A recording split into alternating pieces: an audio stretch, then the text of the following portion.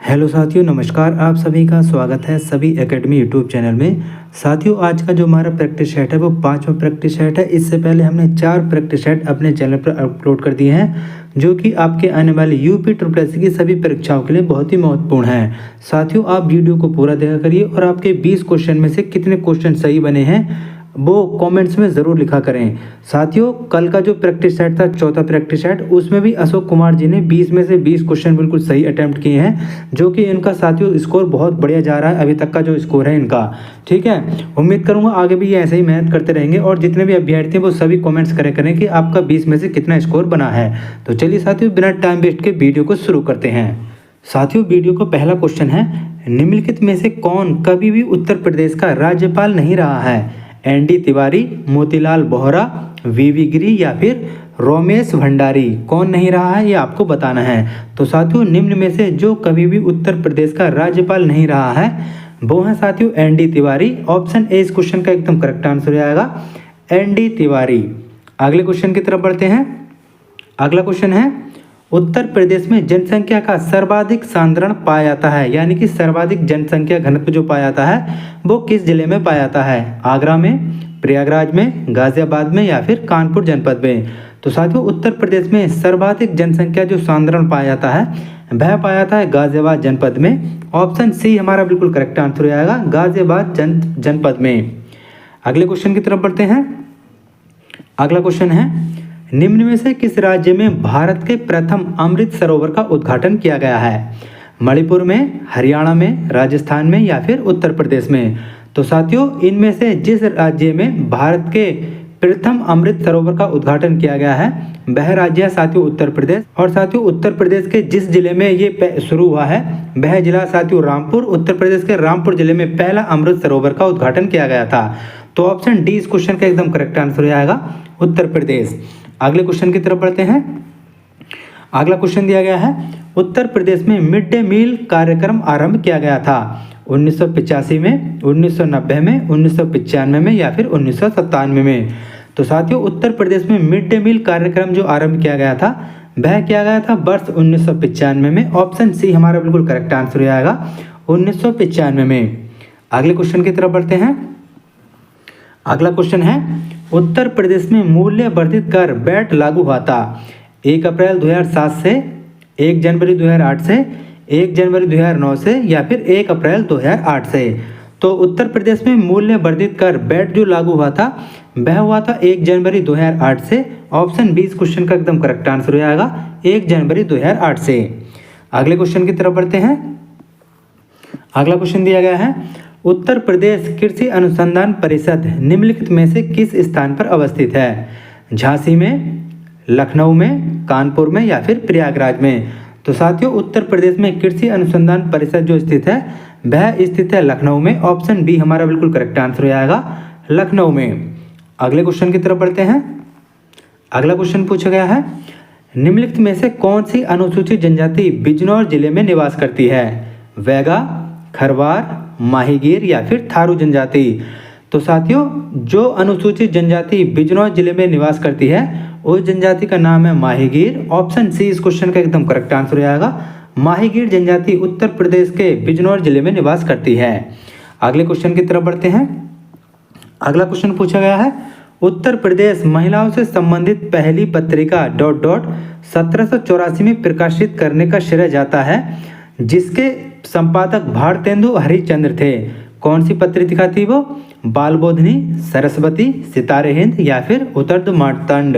तो साथियों, उत्तर प्रदेश महिलाओं से संबंधित पहली पत्रिका जो थी वह थी साथियों बालबोधिनी, और इसका जो संपादन किया था वह किया था भारतेंदु हरिश्चंद्र ने। तो ऑप्शन ए हमारा बिल्कुल करेक्ट आंसर हो जाएगा, बालबोधिनी।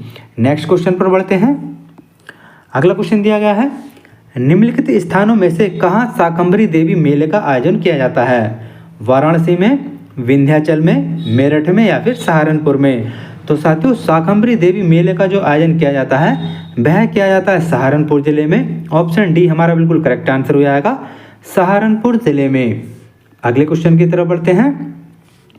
अगला क्वेश्चन दिया गया है, उत्तर प्रदेश को पहले संयुक्त प्रांत के रूप में जाना जाता था, इसे किस वर्ष उत्तर प्रदेश का नाम दिया गया था?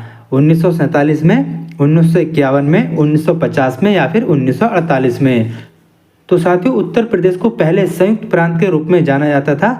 इसे जिस वर्ष उत्तर प्रदेश का नाम दिया गया था वह वर्ष था साथियों 1950। ऑप्शन सी हमारा बिल्कुल करेक्ट आंसर हो जाएगा।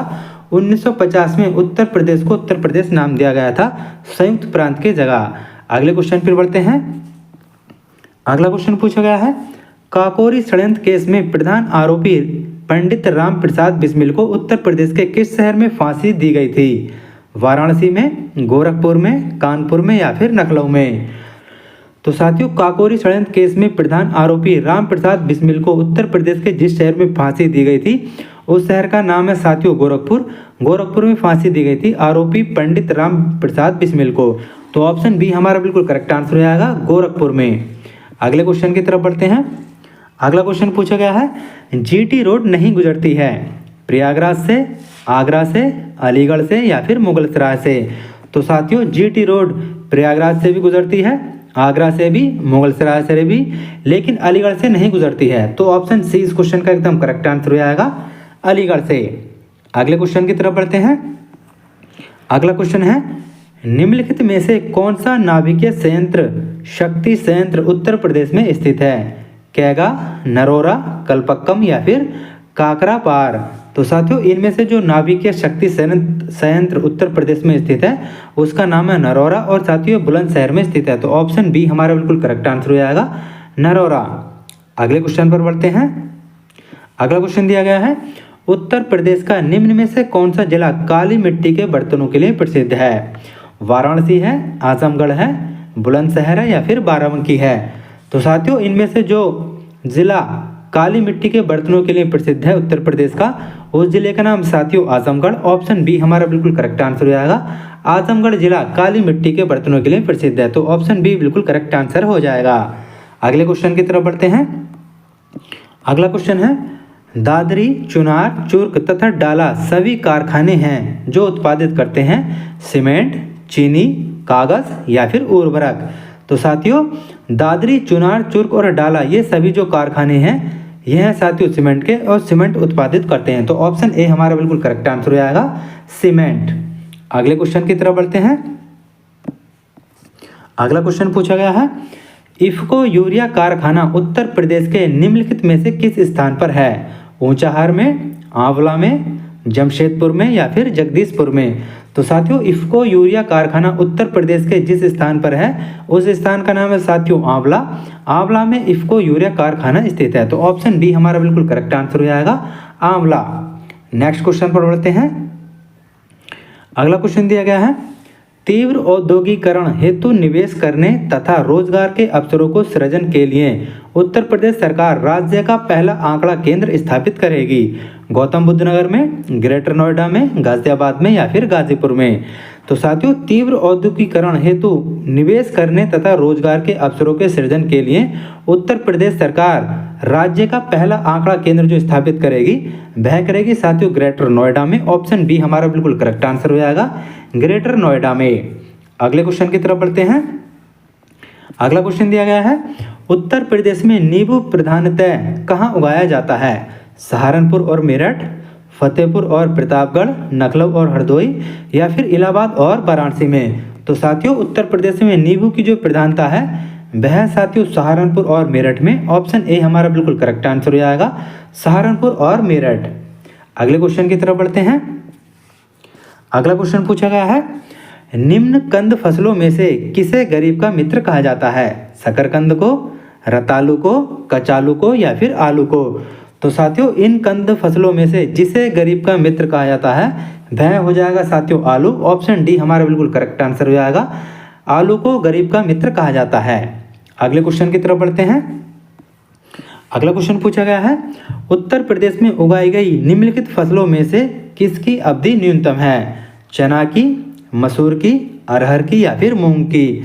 तो साथियों उत्तर प्रदेश में उगाई गई फसलों में से जिसकी अवधि न्यूनतम है उस फसल का नाम है साथियों मूंग। ऑप्शन डी हमारा बिल्कुल करेक्ट आंसर हो जाएगा, मूंग की अवधि साथियों सबसे न्यूनतम होती है इन चारों विकल्पों में से। तो साथियों ये थे 5वें प्रैक्टिस सेट के 20 इंपॉर्टेंट क्वेश्चन। साथियों अगर आपको वीडियो अच्छा लगा हो तो प्लीज़ वीडियो को लाइक और चैनल को सब्सक्राइब जरूर करें, और आपके 20 क्वेश्चन में से कितने क्वेश्चन करेक्ट हैं वो भी साथियों कमेंट्स करना ना भूलें।